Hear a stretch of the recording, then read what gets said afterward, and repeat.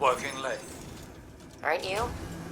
Zane wants to know if you'd like some tea, coffee, whatever it is you drink. That's thoughtful of him. I used to say the same thing. How thoughtful. Thank you, Saint. Except I never looked up. Not once. My eyes were on my fingers stained with ink. The smudges on the margins of my work. I cared more about my findings than the tea cooling beside me. Or the feelings of the man who made it.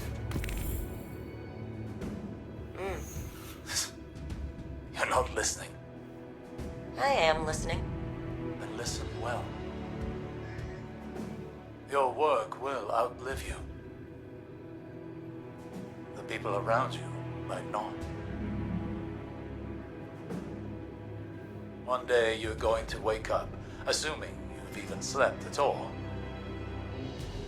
and realize that the world is a very different place than the last time you remembered to look at it. You will abruptly, viscerally regret the absence of something as small as a single cup of tea. So I ask you again, what would you like to drink? Oolong. With a spot of honey. A spot of honey.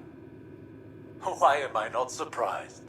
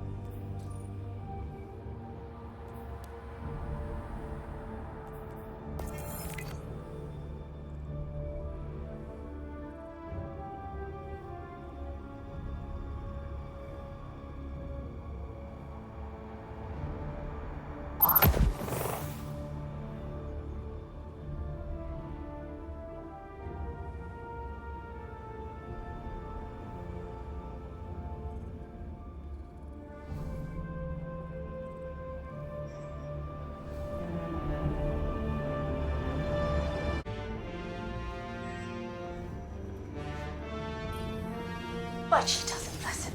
I try to get through to her, show her the logical consequences of her choices. Then she digs her heels in, and the more I push, the harder she pushes back, even when she knows she's wrong. Siblings, Oh, sorry. I shouldn't have thrown all that on you. How long have we known each other, Elsie? It's hard to really say. With how many times we've been down this road, it feels like forever. But I think... years. Years. And in all that time, I've only known you as a dedicated sister. Anna's known you for far less. You remember your childhood, the bonds you formed, the trust you built together. She doesn't have that. Anna can't understand the depth of your love or the guilt you carry for your missteps. All she knows is what's in front of her, and that kills you, little by little. You gaze at her and a ghost gazes back. A ghost you desperately want to save. That's the point, isn't it? You have to let people choose for themselves, or you risk driving them down an even darker path than the one you want to steer them from. And we both know how that ends. Don't we?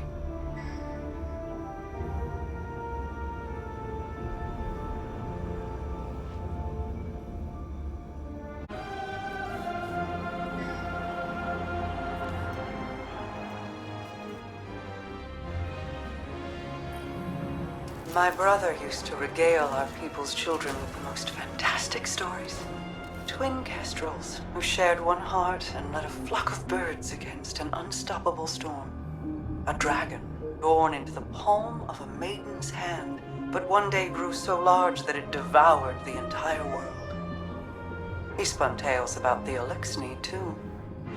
Weavers who transformed into wolves. Dancers who became devils. You're baiting me. It won't work. I've seen what your influence does. Mizrax thinks he can make peace with the last city. His daughter tells stories like your Aldrin. And the world is better for them. Aren't you tired, Aramis? I am. Now you're wasting my time. All people like you and I have is time. I spend mine thinking about everything I've lost. And what I'd give to get it back. You wonder the same. Do not presume to know my mind. You named your house Salvation, like something straight out of Aldrin stories. Ido's stories. We both want the best for the future. But we've pretended to be people we're not for so long that we've forgotten what else we are. Not just a queen. Not just a Kell. A sister. A mother. Aramis? Are you there?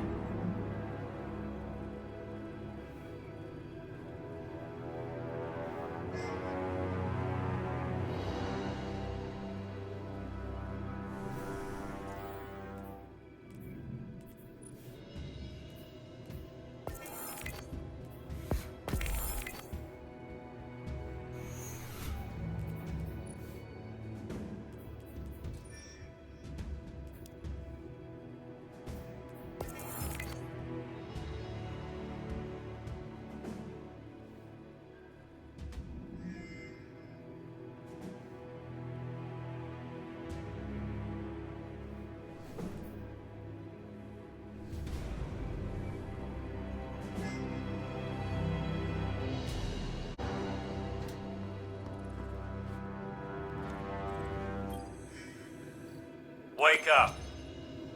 I have questions. An odd greeting. I was not sleeping. What does Osiris require of Rasputin? You've been keeping secrets. I thought I was clear the last time we spoke. The time to choose a side has long since passed. I destroyed the Almighty and attacked the Black Fleet. My allegiance is unwavering. Then prove it. There was a city on Neptune, near the time of the collapse. Find it for me. Querying. I retain no such information, but lingering references suggest I did at one time. That can't be all there is. Humanity's hope dangles from their frayed recollection. Tell me where to look! Anything! Felwinter's data casts you in an old light, Osiris. All these years and you're still the brash man on the mountaintop, impatient as ever. And I see in lieu of any useful information, you found that haughty tone of yours. We have a shared history. I only attempt to offer guidance, as your mentor did. Felwinter's memory doesn't absolve you of his murder. Nor does it permit you to teach his lessons. I do not make that claim. Forgive me. I am finding myself again. During the Dark Age, Felwinter would say, hope persists. Should we have the patience to keep it? Yes. Keep me informed of any developments.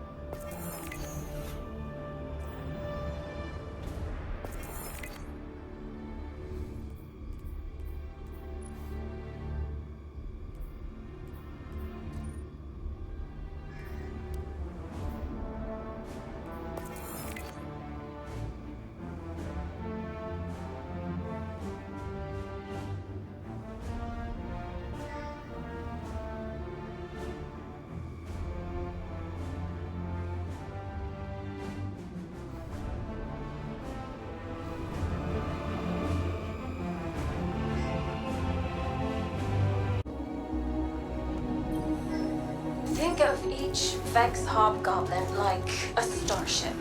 The crew works together to pilot it, but it doesn't mean the crew all share one mind. Or the same ideals. This aligns with observations I've made in the Infinite Forest, where aberrant Vex were quarantined and destroyed. Aberrant in that they moved against a consensus. Aberrant in ideology. The Vex may seem unified, but they're divided into a number of factions. Just like us. Tell me, as someone who has traveled time in a circle, are our divisions so clear in every cycle of history? No. Nothing is ever clear, no matter how many times history repeats itself. Choice is always the knife we fall on. Our own choices, each and every time, seem to be what dooms us. Always? Not always, but too often. We fracture, we fail, and the wheel turns again. We, constrained to linear time, do not have the ability to learn from our future mistakes. You, however, not to put the burden of all this on you, but it feels as though the Traveler has a plan for you. We just can't see it yet. It could make the plan a little clearer. Do you feel you've learned enough? Collectively over your journey to prevent our end? Or will we be having this conversation again someday? I don't know. We've never had this conversation before, so I suppose there's a first time for everything.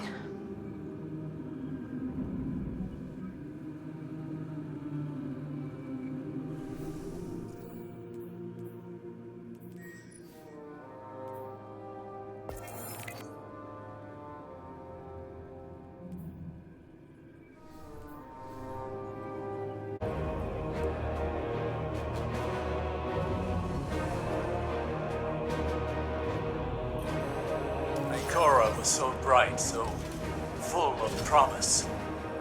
How she glowed. Like the light filled her. But it was her eyes that convinced me to take her as my apprentice.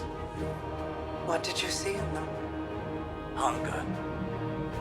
She was desperate to prove herself back then. I knew the feeling well. And you know it again now? When Ikora looks in my eyes, what do you think she sees? Everything that she always has. She pities me, Mara. As you and I have pitied others. Those who hang on our every word. Your cultists, my people. Do not mistake Ikora's pity for disdain. If she pities you, it is out of love. I have no love for the cult of Osiris. No. Ask me what I see when I look into your eyes, Osiris. I will not, but you'll tell me just the same.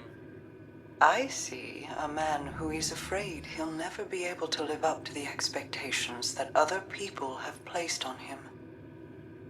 A man so afraid to hurt or be hurt that he spent his very long, very accomplished life holding those same people at arm's length. This burden, this inheritance of guilt, it is Ikora's too. I never wanted this for her. As your mentors never wanted it for you.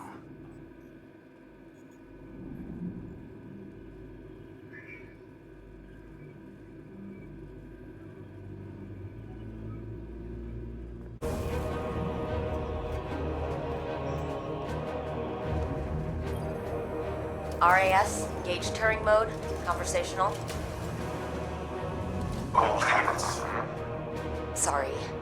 I'm so used to you being more machine, more directive-driven and less...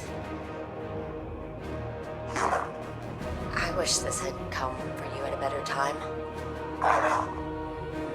I can grant you this one analytical certainty. There is never a better time. There is only in time or too late. You're right. Like always. I suppose that brings us to another point. I am not always right.